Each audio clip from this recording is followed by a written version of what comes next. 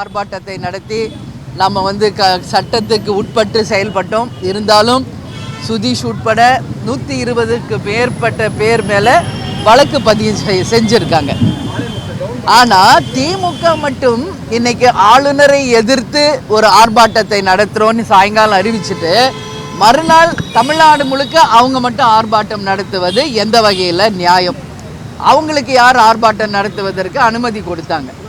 வழக்கு பதிஞ்சிருக்கோன்னு சொல்கிறீங்க, யார் அனுமதி கொடுத்தா?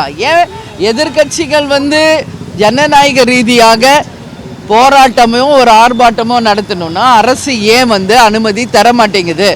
அப்போ திமுகவுக்கு ஒரு நியாயம், எதிர்கட்சிகளுக்கு ஒரு நியாயமா அப்படிங்கிறது தான் இங்கே நாங்கள் கேட்குற கேள்வி. அப்போ நீங்கள் வந்து தடை செய்கிறீங்கன்னா பொங்கலுக்கு 1000 ரூபாய் கொடுங்க, எங்களுடைய ஆர்ப்பாட்டத்தை நாங்கள் விலக்கிக்கிட்டு செல்கிறோம். இந்த பொங்கல் தொகுப்போட 1000 ரூபாயில் 2500 அதிமுக ஆட்சியில் கொடுத்தாங்க. அப்போது திமுக என்ன சொன்னாங்க? விற்கிற விலைவாசிக்கு 2500 பத்தாது, 5000 ரூபாய் கொடுக்கணும்னு சொன்னாங்க. இப்போ ஒரு 1000 ரூபாய் கூட கொடுக்கறதுக்கு இந்த கவர்மெண்ட்டால் முடியல. கொஞ்சம் கூட ஒரு வாய்க்கூசாம மூத்த அமைச்சர் துரைமுருகன் அவர்கள் சட்டமன்றத்தில் என்ன சொல்றாரு? அது தேர்தல் வரும்போது பார்த்துக்கலாம் அப்படிங்கிறாரு. இந்த ஆண்டு தேர்தல் வரவில்லை அப்படின்றதுக்காக மக்களுக்கு சேர வேண்டிய அந்த 1000 ரூபாய் தரவில்லையா என்பதை மக்கள் கேள்வியாக நான் கேட்குறேன். அப்போ இந்த அரசு நடப்பது மக்களுக்காக இல்லை, தேர்தலுக்காக. அப்போ அடுத்த வருஷம் தேர்தல் வருதுன்னா அப்போ மட்டும் நீங்கள் 1000 ரூபாய் கொடுத்து மக்களுடைய ஓட்டை வாங்கி ஜெயிச்சு மீண்டும் ஆட்சிக்கு வந்துடணும்னு நீங்கள் மனக்கோட்டை கட்டுறீங்களா? இது எந்த வகையில் நியாயம்? மக்கள் எல்லாம் தெளிவாக இருக்காங்க. நீங்கள் அனைத்து இந்திய அண்ணா திராவிட முன்னேற்ற கழகம் ஆட்சி செஞ்சப்போ ஒரு கருத்தை சொல்கிறீங்க, உங்கள் ஆட்சி வரும்போது ஒரு கருத்தை சொல்கிறீங்க. இது எந்த வகையில் நியாயம்? அன்னைக்கு சொன்னீங்க 5000 ரூபாய் கொடுக்கணும்னு, இப்போ 1000 ரூபாய் கூட வக்கில்லாமல் இருக்க இந்த கவர்மெண்ட்டு ஒரு 500 ரூபாய் கூட முடியலையே உங்களால். அப்போ வீண் பேச்சு எதுக்கு பேசுகிறீங்க? அப்போ வீண் வாய் தான் இருக்குது. அப்போது இந்த முறையை தமிழக மக்கள், ஒட்டுமொத்த மக்களும் இன்னைக்கு ஆளும் திமுகவை கடுமையாக தங்களுடைய கண்டனங்களை இந்த ப்ரெஸ் மீட் மூலமாக மக்கள் சார்பாக நான் என் கண்டனத்தை தெரிவிச்சுக்கிறேன். வாக்குறுதிகளை நீங்கள் இதுவரைக்கும் நிறைவேற்றலை. வரும்போது தேர்தலுக்கு முன்னாடி என்ன வாக்குறுதி கொடுத்துட்டு வரீங்க? ஒவ்வொரு வாட்டியும் இந்த வாட்டி ஜெயிச்சா இதை பண்ணுறோம் அதை பண்ணுறோன்னு. ஆனால் நீங்கள் கொடுத்த வாக்குறுதிகளில் எத்தனை வாக்குறுதி இங்கே நிறைவேறி இருக்கிறது என்பதற்கு நிச்சயமாக ஒரு வெள்ளை அறிக்கையை இந்த கவர்மெண்ட் கொடுக்கணும்னு சொல்லி கேட்டுக்கிறேன். அதே மாதிரி பாலியல் வன்கொடுமை அண்ணா யூனிவர்சிட்டியில் இன்னைக்கு பார்த்தா மிகப்பெரிய ஒரு கொடுமை நடந்திருக்குதுங்க.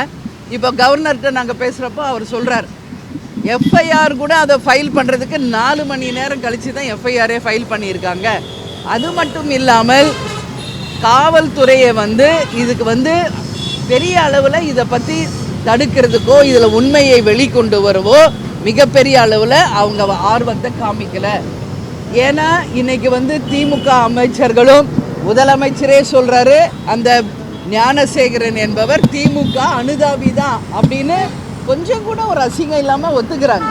அப்போது ஒரு திமுக அனுதாபியாக இருந்தால் அவருக்கு எப்படி இவங்க தண்டனையை வாங்கி தருவாங்க? இன்றைக்கி குண்டாஸில் போட்டிருக்கோன்னு சொல்கிறீங்க. நிச்சயமாக அந்த ஞானசேகரன் அவர்களுக்கு மிகப்பெரிய தண்டனையாக தூக்கு தண்டனையை கொடுக்கணும்னு சொல்லி நான் கேட்டுக்கிறேன். இந்த நேரத்தில் ஒரு ரயில்ல இருந்து சந்தியான்ற பொண்ணை சதீஷ்ன்றவர் தள்ளி விட்டார், லவ் பண்ணலன்னு, அது மட்டும் தூக்கு தண்டனைக்கு போயிருக்கு அந்த வழக்கு. அந்த வகையில் இனிமேல் சிறு குழந்தை முதல் பள்ளி குழந்தை முதல் பல்கலைக்கழகம் இருக்கும் அனைத்து மாணவிகளுக்கும் பாதுகாப்பு தரணும். யாராவது அதை மீறி பாலியல் வன்கொடுமை செய்தால் நிச்சயமாக அதிகபட்ச தண்டனையாக தூக்கு தண்டனையை தரணும். இன்றைக்கி சட்டசபையில் முதல்வர் சொல்லியிருக்காரு, அதை நான் வரவேற்கிறேன். அதிகபட்சமாக வந்து இனிமேல் பாலியல் வன்கொடுமைகளை பண்ணால் நிச்சயமாக மரண தண்டனை தரப்படும்னு முதல்வர் சொல்லியிருக்காரு. அதை தேசிய முற்போக்கு திராவிட கழகத்தின் சார்பாக நாங்கள் வரவேற்கிறோம். அந்த முதல் கேஸே ஞானசேகரன் கேஸாக இருக்கணும்னு நான் கேட்டுக்கிறேன். முதல்வர் இன்னைக்கு சொல்லியிருக்கீங்களே சட்டசபையில் மரண தண்டனை தருவோன்னு. ஏற்கனவே ஞானசேகரன் மேலே பல வழக்குகள் இருக்குது. அப்போ முதல் தண்டனையாகவே ஞானசேகரனுக்கு அந்த மரண தண்டனையை இன்னைக்கு சட்டசபையில் அறிவித்த முதல்வர் நமது ஸ்டாலின் அவர்கள் செய்தால் உண்மையிலேயே இந்த அரசை நாம் பாராட்டலாம். பெருமை வந்து சொல்லிட்டு செய்யாம இருக்கக்கூடாது என்பது எங்களுடைய கருத்து.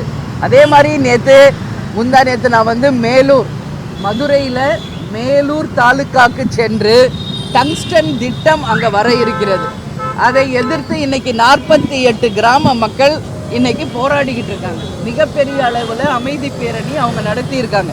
அந்த ஒட்டுமொத்த மக்களையும் நான் நேரடியாக சந்தித்து உறுதியாக 5000 ஏக்கருக்கு மேலே விளைநிலங்களை கையகப்படுத்தி 48 கிராமங்களை உள்ளடக்கிய அந்த மேலூர் தாலுக்காவில் டங்ஸ்டன் திட்டம் நிச்சயம் வராது. அதற்கு நாங்கள் உறுதியாக சென்று கவர்னர் அவர்களை சந்தித்து மத்திய அரசுக்கு அழுத்தம் கொடுத்து அந்த திட்டத்தை உடனடியாக ரத்து செய்ய வேண்டும் என்று நிச்சயம் நாங்கள் கோரிக்கை வைப்போம்னு சொல்லிட்டு வந்தேன். அதை கவர்னர் கிட்ட சொன்னேன். உறுதியாக மக்களுக்கு அகெயின்ஸ்டாக நடக்கிற எந்த விஷயத்தையும் நாங்கள் சென்ட்ரல் கவர்மெண்ட்டோட கவனத்துக்கு கொண்டு போவோம். ஏன்னா விளைநிலங்கள் பயிர் பண்ணுற அந்த மக்கள் நம்பி இருக்கிறது, அந்த மேலூர் மக்கள் அத்தனை பேரும் நம்பி இருக்கிறது விவசாயத்தை. அங்கே நீங்கள் டங்ஸ்டன் திட்டத்தை கொண்டு வரோன்னு சொன்னால் இது எந்த வகையில் நியாயம்? ஒட்டுமொத்த மக்கள் இன்னைக்கு கடும் எதிர்ப்பை தெரிவிச்சிருக்காங்க. நான் போயிட்டு வந்தவுடனே அமைச்சரும் எஸ்பியும் கலெக்டரும் போயிருக்காங்க. ஆனால் மக்கள் கடுமையான தங்கள் கண்டனத்தை அங்கே தெரிவிச்சிருக்காங்க. அதனால் நிச்சயமாக அந்த திட்டம் வராது என்று மத்திய அரசு உடனடியாக அறிவிக்க வேண்டும். அதை நாங்கள் கவர்னரிடம் வலியுறுத்தி சொல்லியிருக்கோம். அது மட்டும் இல்லாமல் தமிழக அரசு பாதுகாக்கப்பட்ட வேளாண் மண்டலமாக மேலூர் தாலுக்காவை அறிவிக்க வேண்டும் என்பதையும் வலியுறுத்தி இங்கே சொல்கிறேன். அதையும் அவரிடம் நாங்கள் வலியுறுத்தியிருக்கோம். இதை தமிழக அரசு தான் செய்ய வேண்டும். அவங்க சொல்கிறாங்க எப்படி அது வேளாண் மண்டலமாக அறிவிக்க முடியாது, நிறைய ஃபார்மாலிட்டிஸ் இருக்குதுன்னு அமைச்சர் சொல்லியிருக்கார் மூர்த்தி அவர்கள். நான் ஒன்று கேட்குறேன் மூர்த்தி அவர்களை, இன்றைக்கி இது தஞ்சாவூரில் அண்ணன் எடப்பாடியார் அதிமுக ஆட்சியில் இருந்தப்போ தஞ்சாவூரை பாதுகாக்கப்பட்ட வேளாண் மண்டலமாக அறிவிச்சாரா இல்லையா? ஏன் உங்களால் அறிவிக்க முடியாதா? மக்களுக்கு ஒரு விஷயம் நல்லதுன்னா நீங்கள் கூட இருந்து சப்போர்ட் பண்ண மாட்டீங்களா? உண்மையிலேயே இந்த அரசு விவசாயிகளுக்கும் ஏழை மக்களுக்கும் துணை நிற்கிறது என்றால் உடனடியாக இந்த பொங்கல் பரிசாக 1000 ரூபாய் தான் நீங்கள் கொடுக்கல, அதை அட்லீஸ்ட் பாதுகாக்கப்பட்ட வேளாண் மண்டலமாக